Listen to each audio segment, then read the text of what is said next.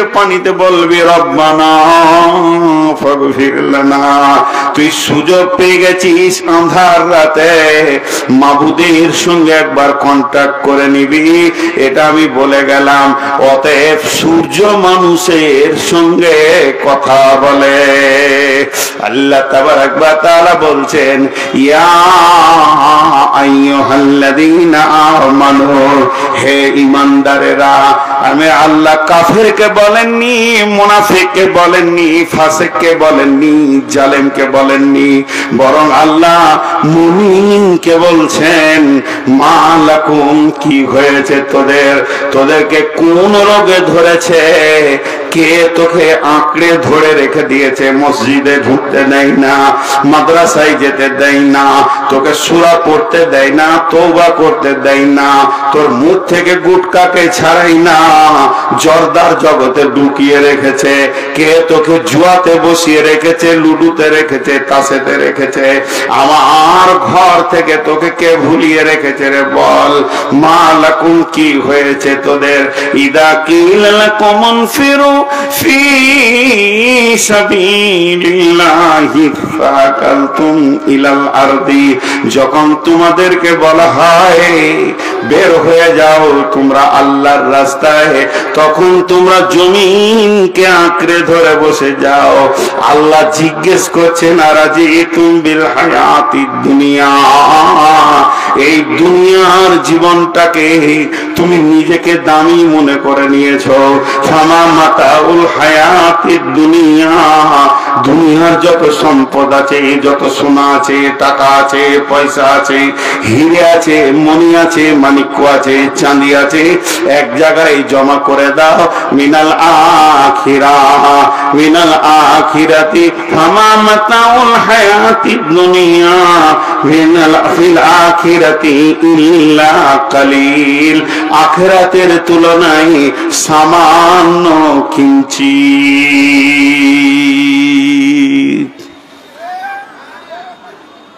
কারো ওখানে Bata company জুতা নাই? কারো বেশ ভালো মজবুত, যেন না ছিঁড়ে। ও আবার ফোন করতে করতে এখানে ঢুকছে। ভাইয়া, এবার একটা দর্শন তথ্য 1 মিনিট বলবো। এই লাইট বন্ধ কর, দুটো হ্যালোজিন বন্ধ করলাম, তুই আবার ওইটাকে জ্বালছিস। আচ্ছা, এখন ছবি আসছে না? হ্যাঁ, খামকা জান জ্বালানি, খামকা জান জ্বালানি মানে বিহারের প্রোগ্রামে। এই যে বাংলাদেশ কালকে যাবো, আজকে রাতে চলে যাবো বাংলাদেশ ইনশাল্লাহ, কালকে সকালে পার হয়ে যাব। ওরা যত আলো এইখানে দিয়ে দেবে, বড় বড় সেই সাদা বাল্ব, একদম বক্তার লোম পর্যন্ত দেখা যাবে, দাড়ি চোখের পাতা পর্যন্ত দেখা যায়। দেখবেন বাংলাদেশের ভিডিওগুলো।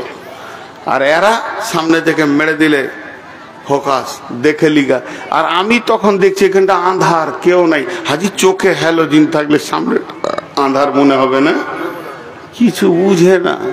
দুদিকে দুটা খুঁটি দিয়েছে, বাঁশ দিয়েছে তো পাছাই বাঁশ দিয়ে ছেড়ে দিচ্ছে সালা। কোন লাইট ম্যান আছে ওকে ধরে লিয়াই তো? কত সুন্দর ছবি আসছে, আর বলছে যে ছবি আসবে না। জি, তো এবার দেখেন আমরা কটা দেশ ভ্রমণ করি? কয়টা দেশ? জি, 6টা। কয়টা বললাম? সবাই একবার বলেন, কয়টা বললাম? 6টা। মাশাআল্লাহ, আপনারা কথা বলতে শুরু করেছেন। এই দেশগুলোর নাম বলি, এগুলো সব ফিলোসফি থেকে বলছি, দর্শন থেকে বলছি, ধ্যানের সঙ্গে শুনবেন।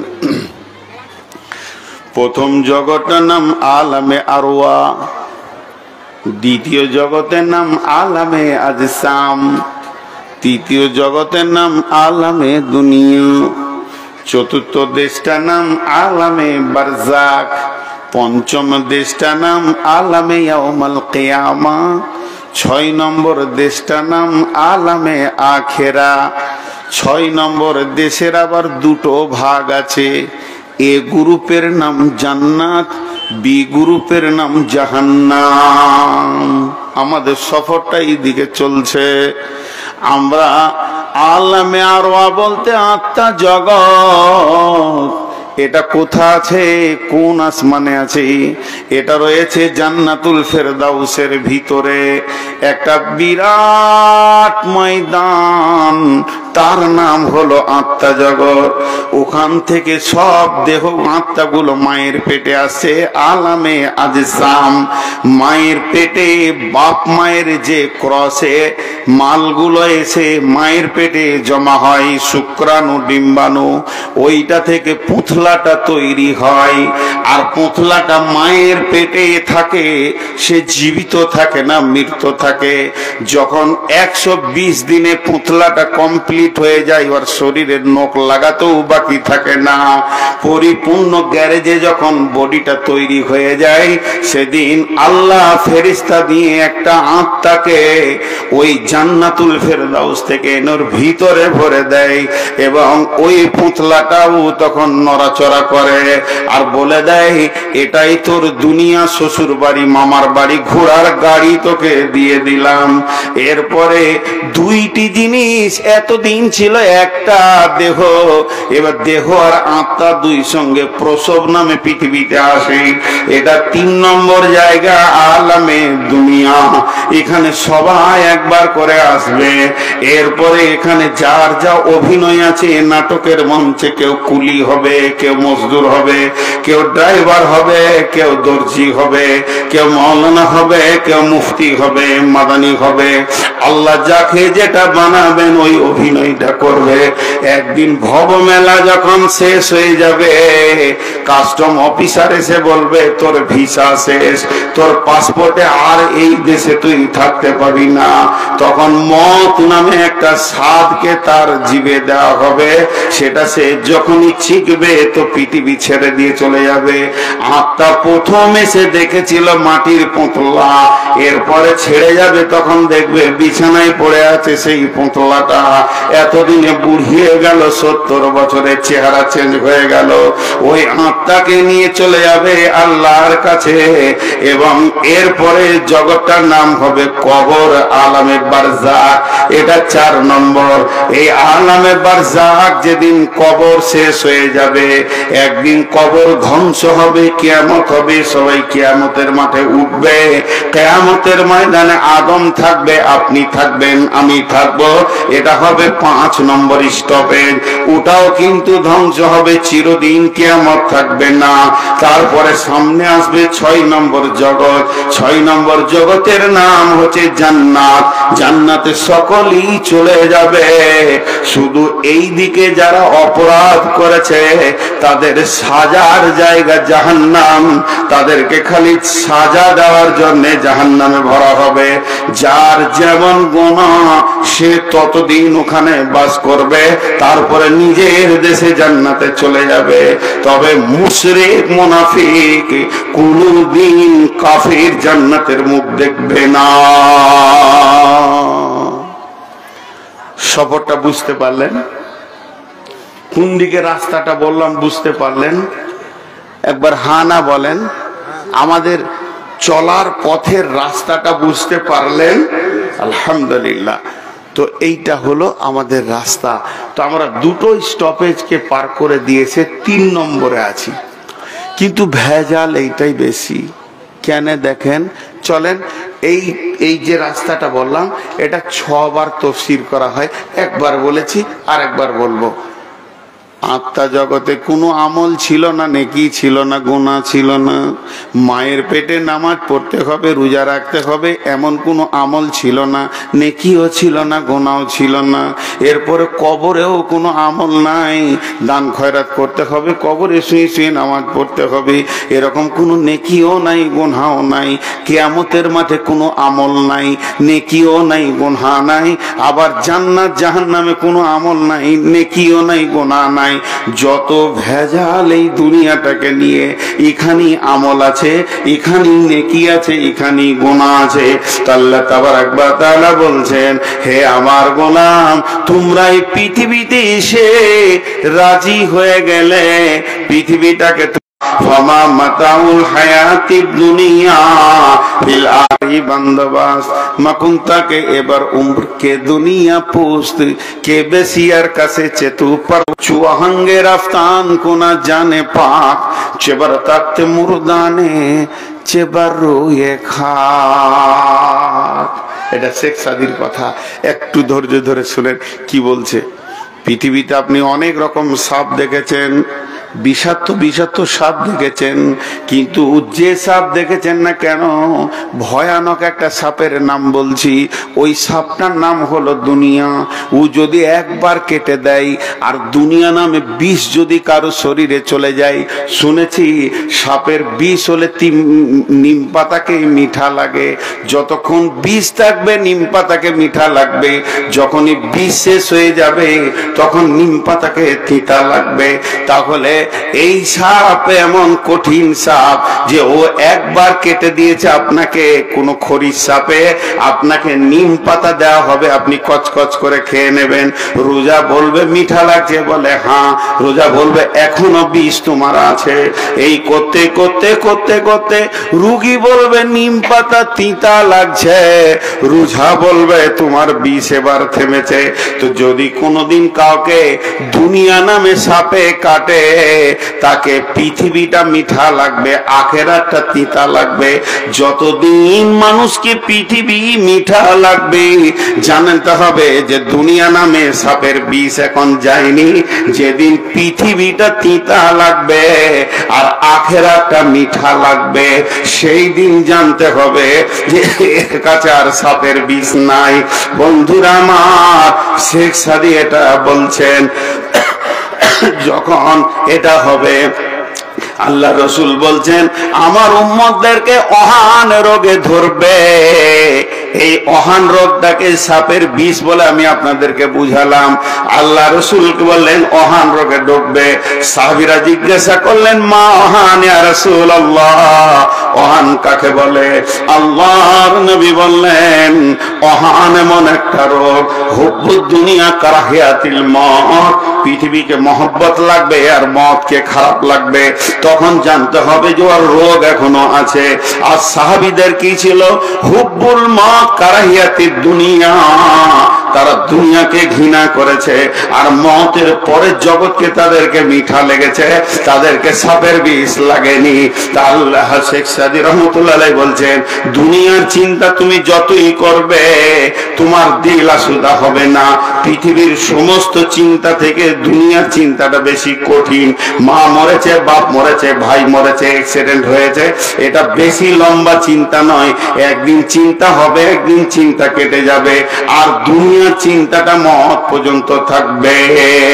আর শেখ সাদি বলছে দুনিয়ার চিন্তাটা করা হলো বিয়াদবি, কারণ এই পৃথিবীতে কেউ এসে দুনিয়ার চিন্তাতে সে নিজেকে আসুদা করতে পারেনি। শেখ সাদি আর এক জায়গায় বলছেন হে পৃথিবীর ভাইরা, যদি পৃথিবী দেখে ভালো লাগে, মজা লাগে, তাহলে পৃথিবীর প্রেমে তুমি পড়ে যেও না। তোমার কপালে লাত আর জুতা ছাড়া কিছুই থাকবে না। তবে যদি তুমি চালাক হও, তবে যদি তুমি বুদ্ধিমান হও, তাহলে পৃথিবীটা যে বানিয়েছে সেই মালিকের সঙ্গে তুমি প্রেম করো। এই পৃথিবীটা সেই মালিক তোমার পায়ের জুতা বানাবি।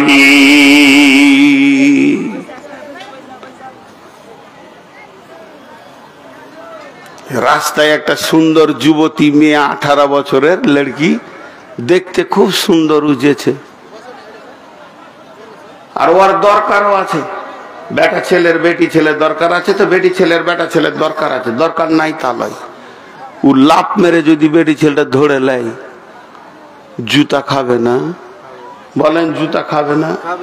তো ওই মেয়েটা যদি তোর পছন্দই হয়, তো সহজ বুদ্ধি হচ্ছে ওর বাপের গলাটা লাফ মেরে ধর, কেউ জুতাবে না।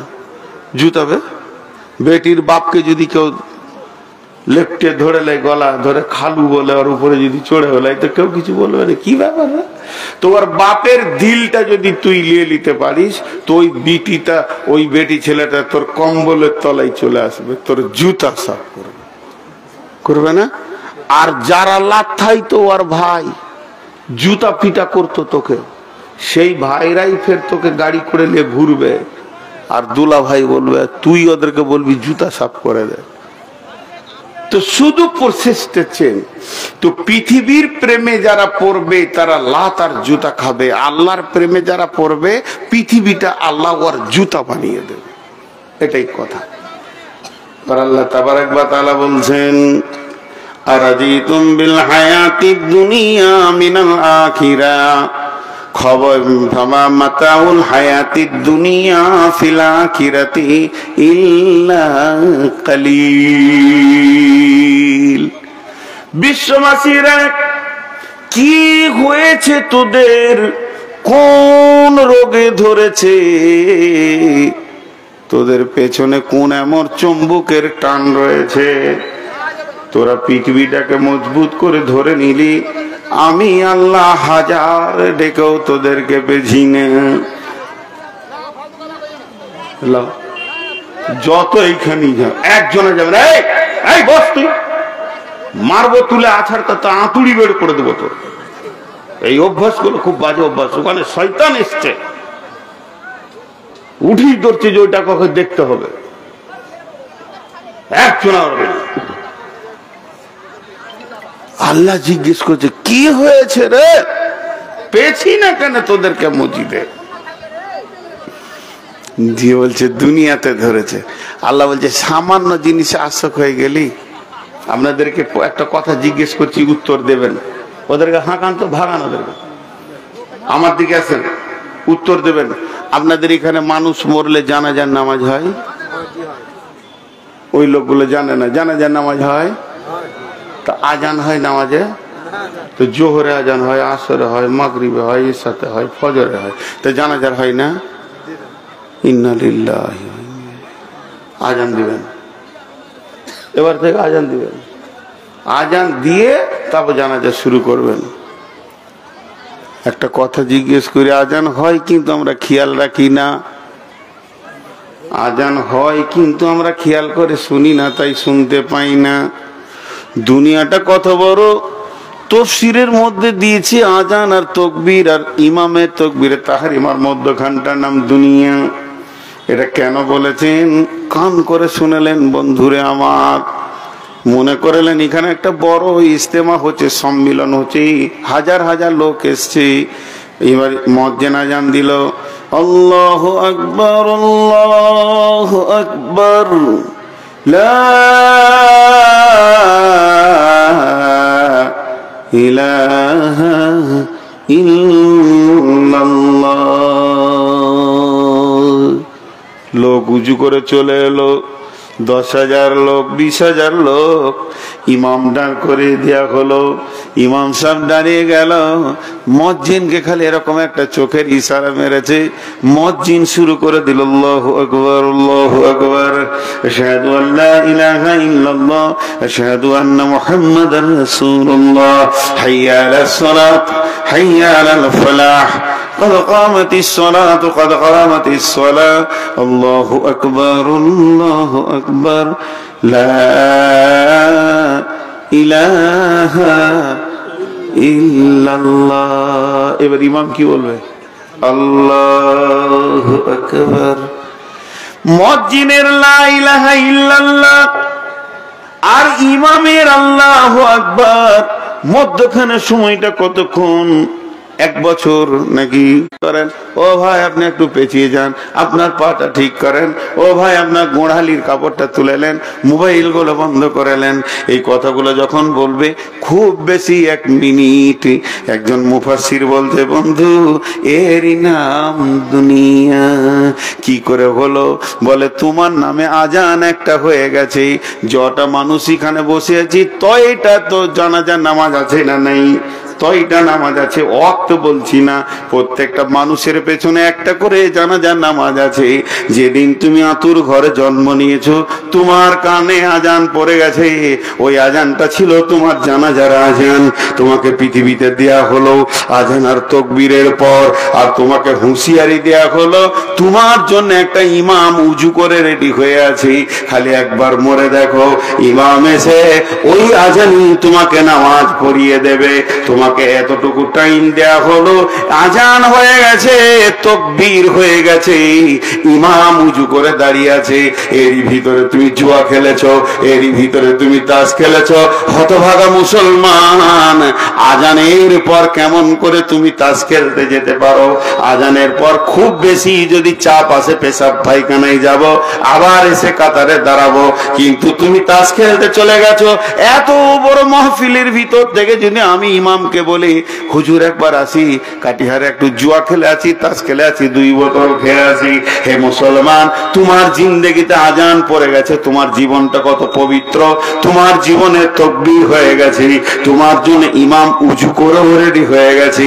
এই মধ্যখানে তোমাকে দ্বীন ইসলামে শুধু নয়, মসজিদের ভিতরের টাইমটা তোমাকে সামান্য 1 মিনিট ছেড়ে দেওয়া হয়েছে। যা খানিকটা দুনিয়া করে এলে আবার তুই এসে শুয়ে পড়বি, তোর নামে ইমাম তাকবীরে তাহরিমা বেঁধে জীবনের শেষ বিদায় ভাষণটা দিয়ে তোকে ছেড়ে দেবে। এর ভেতরে তুই জুয়া, তাস, লুডু, দাবা, লুচ্চা, বেপরদা, রান্ডি, বেশ্যাগিরি সমস্ত পাপের সঙ্গে মোলাকাত করে তুমি হাজির হয়েছ। তোমার মতো বেঈমান আর কে হতে পারে? এর জন্য আমার রব বলছেন, আরাজি তুমবিল হায়াতিদ দুনিয়া মিনাল আখিরা, তোমরা কি দুনিয়াটাকে নিয়ে এতই মাতামাতি করেছো, চলার পথে একটা ছোট্ট মতো মার্কেট পেয়েছো, আল্লাহর জান্নাতকে ভুলে বসেছো। এর মতো পাগল আর কে হতে পারে? আল্লাহ তাবারক ওয়া তাআলা বলছেন, ফামা মাতাউল হায়াতিদ দুনিয়া ফিল আখিরাতি ইল্লা কালিল। শুধু এই আয়াতটার ব্যাখ্যা 4 থেকে 5 ঘন্টা হয় বন্ধু। তারপরের আয়াতে যাচ্ছি, আল্লাহ তাবারক ওয়া তাআলা বলছেন, ইল্লা তানফিরু। এবার আল্লাহ রেগে গেছেন এত মিষ্টি মিষ্টি করে বুঝানোর পর, ইল্লা তানফিরু ইউআযিবুকুম আযাবান আলীমা ওয়া ইস্তাবদিল কওমান গায়রাকুম ওয়া লা তাজরুহু শাইয়্যা ওয়াল্লাহু আলা কুল্লি শাইইন কাদির। সকলে বলেন শাইইন কাদির। আল্লাহ বলছেন ইল্লা তানফিরু। যাদের মুখস্থ আছে বলেন, মুখস্থ না থাকলে মনে মনে বলেন, আমি কেটে কেটে বলবো।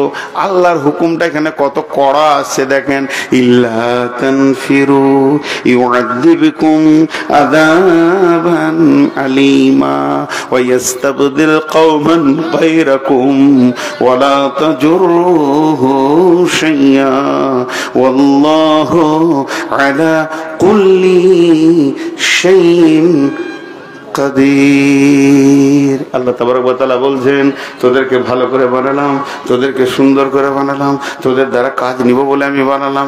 কোন বিরাগী মন উদাসী হীরা গোহার মাঝে, কার বিরহে চোখের পানি ঝরাই সকাল সাঁঝে।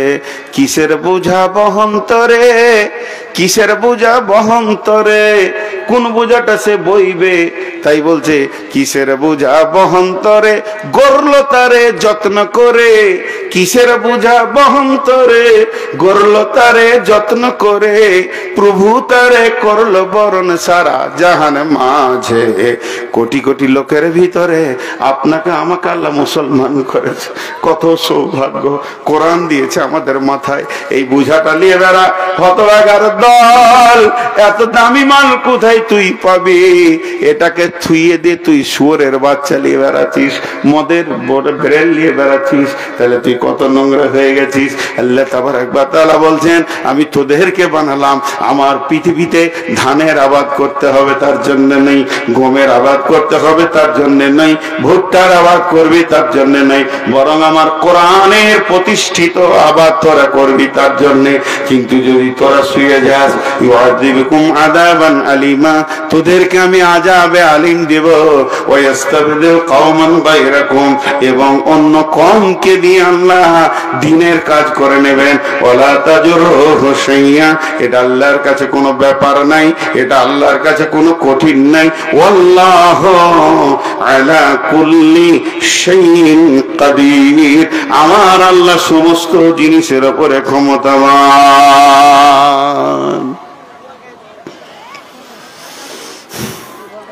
ছোট্ট একটা মিসাল দিব, মাঝে একবার জিজ্ঞেস করে আপনাদের বিরক্ত লাগছে নাকি? লাগবে কেন, বকছি তো আমি। দুটা বড় বড় গরু কিনে নিয়ে এসছে, চাষ করবে, 62 বিঘে জমি চাষ করবে হাজি সাহেব। এই জিয়ামারি বাড়ি, সে গরু দেখনদারি কি, ও কাটিহার লাভা রতুয়া থেকে লোক দেখতে এসছে, 3 লাখ টাকার গরু দেখবি তো জিয়ামারির হাজির বাড়িতে। গরুর চেহারা দেখে মনে হচ্ছে ট্রাক্টরের ফাল টানবে। ওর যা স্বাস্থ্য আর দেখনদারি, খুব খুশি হাজি সাহেব, খালি পাঞ্চা বাইছে আর গরুর পাশে খাটলে বসে আছে। যে কেউ আসছে বলছে দেখলে হবে, খরচা আছে, বাইরে থেকে এনেছি। ও অহংকারে খালি ফেটে পড়ছে। তো হাজি সাহেবের শালা এসছে, আহা, মনে হচ্ছে ওর প্রচারটা আমি করে দিই। আহা আহা আহা, তোবা করেন যে আগামীতে মেলা বসতে দিয়েন না। আমি আমার আল্লাহকে সাক্ষী রেখে বলছি, 10টা লোক যদি জালসা শুনে আর বিনা মেলাতে যদি 20,000 টাকা হয় তো বরকত হবে মাদ্রাসাতে। ইউপিতে বড় বড় মাদ্রাসা আছে, কোনো জালসাই নাই, বছরকে বছর চলছে না। এই খাবিস ইবলিশ গুলোকে নিয়ে এসে পাশে রেখেছেন, tongue tongue tongue tongue tongue tongue করে বাজাচ্ছে। এগুলোকে জুতা পিটা করতে হবে, জুতা পিটা করতে হবে। কিন্তু কে করবে? কমিটি বসিয়েছে। খবরদার না, মেলা করবেন না। তো হাজি সাহেবের শালা এসছে, তো দুলা ভাই হলো একটু মজাক করছে, বলছে দুলা ভাই গরু দুটো একবার নাঙ্গলে লাগান তো, নাহলে গাড়িতে, তো গাড়ি চড়েলি একবার। তো বলছি তুই কি বুঝবি বে, তোর হুঁশ আছে, শালা আইলে গিয়ে আর কি মারছে, দাও না যে। তখন কিষানকে বলছে ওই গরু দুটা গাড়িতে জুড়তো আর ওই শালাকে একবার গাড়িতে চড়াতো। শালা হলোই লেগে শালা করেই বলছে। তো গরু যখনই জোয়ালটা কাঁধে দিয়েছে, 2টা গরু শুয়ে পড়লো। তখন হাইসে বলছে কোনো গোলমাল হয়েছে মনে হয়, ডান দিকটা বাঁ দিকে, বাঁ দিকটা ডান দিকে কর। আবার লম্বা হয়ে শুয়ে পড়লো। 3বার যখন শুয়ে পড়েছে, হাজি সাহেব খাট মাঠ ফেলে দিয়ে বাড়ি ঢুকে গেছে। ওর শালা বাহির থেকে ডাকে, এসে না জিতলা ভাই, চুপ করে শুয়ে আছে ঘরের ভিতরে। বলছে বকিস না বে, মন টন খারাপ, জোয়ান লিবে না। গরু বলে দিলে কি জোয়ান লিব না, বাকি দেখবে দেখে লো, জান ভরে দেখে লাও, নয়ন ভরে দেখে লাও, আঁখি ঠান্ডা করে লাও, কিন্তু জোয়ান। ব্যাস, এটা ওরা প্রতিজ্ঞা করেছে। রাত্রিবেলায় হাজি সাহেব 3টে বেটাকে ডেকে বলছে খবর যে খারাপ রে, 2 লাখ টাকা দিয়ে মাল নিয়ে এলাম, দিয়ে এই অবস্থা হচ্ছে, মান সম্মান তো থাকে না। একটা বেটা বলছে বেচে দেন, দাম পেয়ে যাবেন, দেখনদারি ভালো আছে। আর একটা ওর হাজি সাহেব বলছে আমি মক্কা ঘুরে এসছি, ওই লেগা লোককে ধোকা দিব। আমি ধোকা খেয়েছি, কিন্তু আমি কাউকে ধোকা দিব না।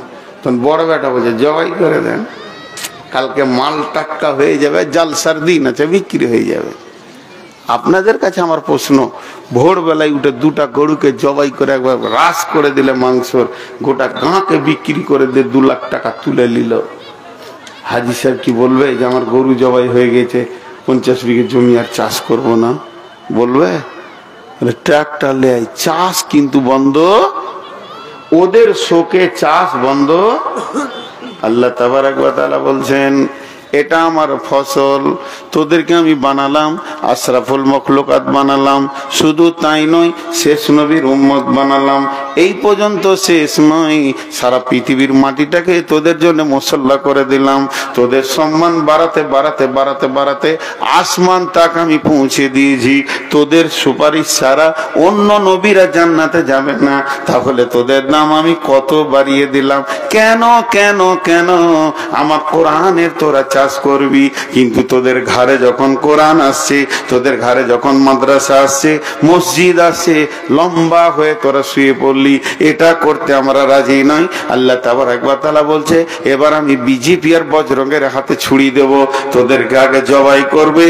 আমার দিনের যখন ঘাটতি হবে, তোদের পিঠের চামড়া তোলার ব্যবস্থা করব, আর অন্য কমকে দিয়ে আমি কোরআনের খিদমত করে নিব। এটা আমার কাছে কোনো ব্যাপার নাই। আমি হলাম সমস্ত জিনিসের উপরে ক্ষমতাবান। আজ কি সারা পৃথিবীর মুসলমান কোরআনকে ছেড়েছে? আল্লাহ পাইয়া বিশ্ব বিজয়ী ছিল একদিন যারা, আল্লাহরে হারায় ভীত পরাজিত আজ দুনিয়ায় তারা। খোদার সঙ্গে যুক্ত সদায় ছিল যাহাদের মন, দুঃখে রোগে শোকে অটল ছিল যাহারা সর্বক্ষণ। এসে শয়তান ভোগ বিলাসের কারিয়া নিয়েছে ইমান তাদের। শয়তান এসে একদিকে খালি বলছে খাও খাও আর সৌ সৌ বিলাসিতার বাড়ি বানাও, বিছানা বানাও, আর ভালো ভালো মুরগা হালুয়া খাও, ভেজালে যেও না। শয়তান ইঞ্জেকশনটা মেরে দিয়েছে। এসে শয়তান ভোগ বিলাসের মাল কারিয়া নিয়েছে ইমান তাদের। আল্লাহরে হারায় মুসলিম আজ হয়েছে সর্বহারা। এদের আর দাঁড়াবার কোথাও জায়গা নাই। রোম সম্রাট 1.5 লক্ষ সৈন্য পাঠালো জর্ডান বর্ডারে। রোম সম্রাট একটা দুটা নয় 1.5 লক্ষ সৈন্য পাঠিয়েছে জর্ডান বর্ডারে। মদিনা থেকে মাত্র 30,000 গেছে। 30,000 বাঘের সামনে 1.5 লক্ষ ভেড়া কিছুই করতে পারেনি। তাদেরকে হুঙ্কার মেরে দেশ ছাড়িয়ে দিয়ে রোম সম্রাটকে বিজয়ী ঘোষণা করলো। আল্লাহ কোরআনে একটা সূরা দিয়ে দিলেন, গুলিবাতির রোম। 30,000-এর ক্ষমতা কত ছিল? বদরের প্রান্তে মাত্র 313 জন হাজারের মোকাবেলায় লাব্বাইক বলেছে। বেঈমানদের 70 জনকে কেটে কুয়াতে ভরে দিয়ে 70 জনকে গরুর মতো পিটিয়ে নিয়ে মসজিদে নববীতে বেঁধে দিয়েছে। শুধু তাই নয়, উহুদের প্রান্তে তোলপাড় করে দিয়েছে। এই পর্যন্ত নয়, খন্দকের ময়দানে চুরমার করে আল্লাহ ধ্বংস করে দিয়েছে। আজকে সেই বংশের লোক আমরা, আজকে সেই খানদানের লোক আমরা, যাদের লোক আমাদের বাপ দাদারা 3 দিন 10 দিন না খেয়ে পড়ে আছে মসজিদে নববীতে, তারপরও চুরি করেনি, ডাকাতি করেনি, তারপরও আমরা সেই খানদানের সেই বিচের লোক আমরা। আমাদের আত্মীয় স্বজনরা পূর্বে এমন ছিল 70 দিন খেতে পায়নি। সাদকার খেজুর এসেছে, খেজুরের ডাল বাঁধা আছে, পেকে পড়ে গেছে, তুলে রসুলের হাতে দিয়েছে, চুরি করে খাইনি। আর আমরা সেই বংশের লোক আজকে জুয়া খেলি, তাস খেলি, লুডু খেলি, দাবা খেলি, সুদ খাই, মদ খাই, বেঈমানি করি, লুচ্চাম রান্ডিগিরি করি, বেশ্যাগিরি করে, আমাদের কোনো পরিচয় নাই। তাই শয়তান এমন ইঞ্জেকশন মেরে আমাদেরকে শেষ করে দিয়েছে, আমাদের শেষ করে দিয়েছে। বলছে আল্লাহ আজকে আমাদের নাই, এর জন্য দাঁড়াবার আমাদের জায়গা নাই। আছে যেটা বলেন কথা বলে না। কুত্তা দেখেছেন? কুত্তা, আরে এতগুলো লোক কথা বলে না। কুত্তা দেখেছেন? কুত্তা 2 রকম আছে। একটা কুত্তার মালিক আছে, ওর মালিক কি করে? ওকে যত্ন করে। আর একটা কুত্তা আছে ওর মালিক নাই। এই দোকানে যাবে, কাটাম করে কাটে, ওই দোকানে যাবে, ওই মার খেতে খেতে ফুটিয়ে গেল। আজকে মুসলমানদের অবস্থা তাই, কুত্তার মতো। এদের কোনো মালিক নাই, এদের মালিক ছিল আল্লাহ। সেই দরজাটা ছেড়ে দিয়ে রাস্তার কুত্তা হয়েছে রাজ। কেউ লাই না, বিজেপি লাই না, বজরং লাই না, কংগ্রেস লাই না, তৃণমূল লাই না, সিপিএম লাই না, ঝাড়খণ্ড মোর্চা দল লাই না। এরা যেখানেই যায় লাত খায় আর ঘুরে আসে। আসল জায়গাটা ছেড়ে দে, মুনিবের দরজা ছেড়ে দিয়ে পরে মুনিবের দরজায় গিয়েছে, এর জন্য এরা লাত খেয়েছে।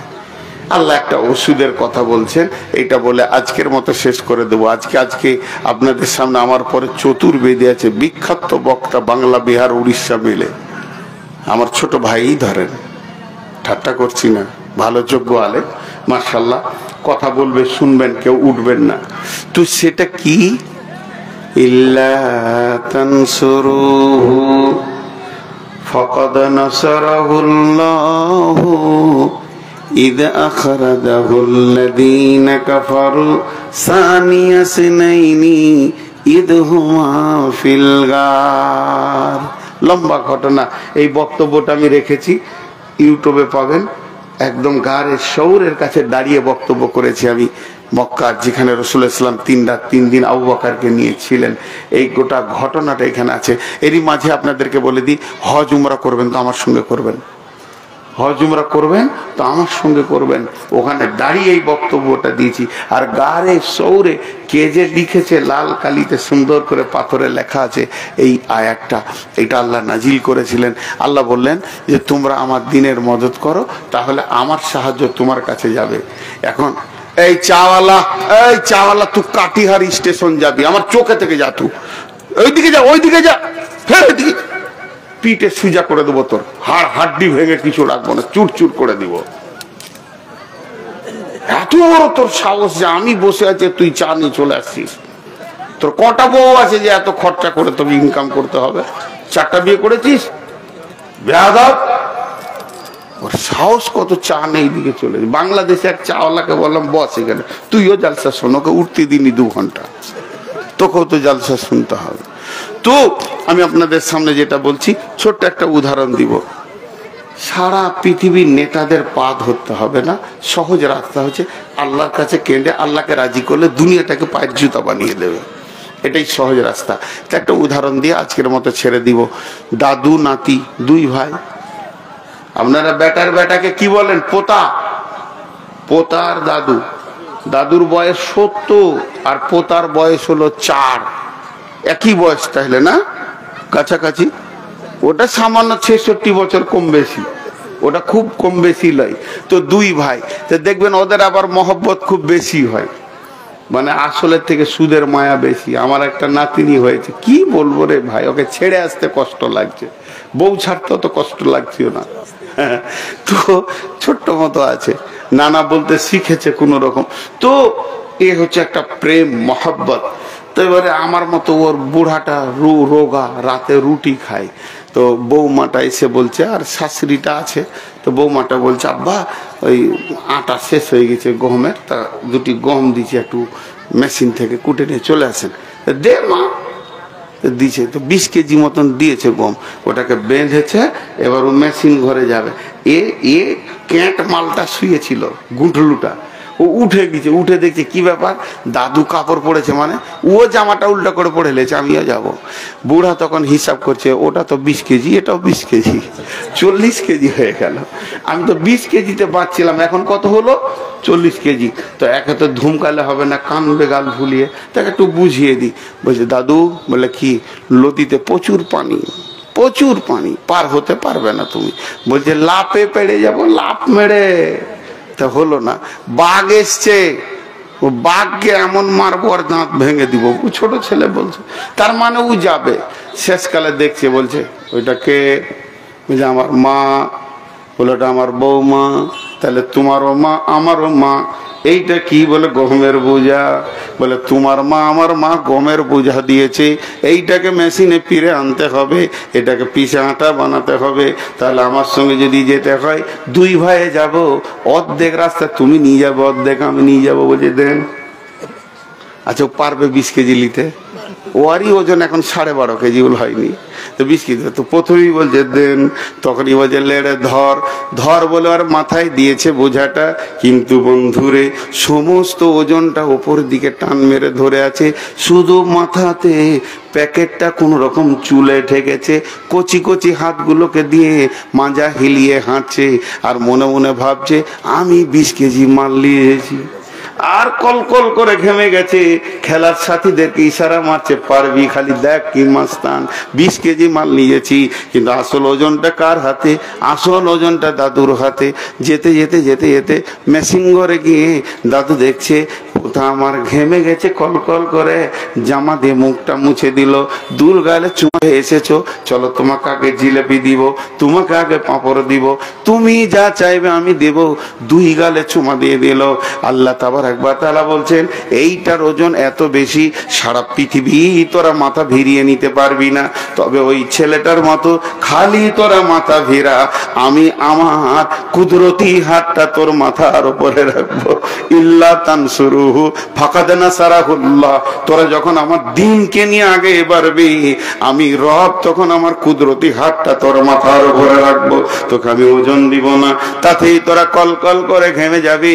আমি বলে দিয়েছি ইন্নাকা লা তাহদি মান আহবাবতা ওয়ালাকিন্নাল্লাহা ইয়াহদি মান ইয়াশা। কে হেদায়েত পেল কে না পেল তোর সঙ্গে কোনো অঙ্ক থাকবে না, তুই খালি মাথা ভিড়িয়েছিস, এর জন্য আমি তোর গালে চুমা দিব রে, তোকে আমি বুকে লাগাবো রে, আমার জান্নাতুল ফেরদাউসকে তোকে ফ্রি করে দিব।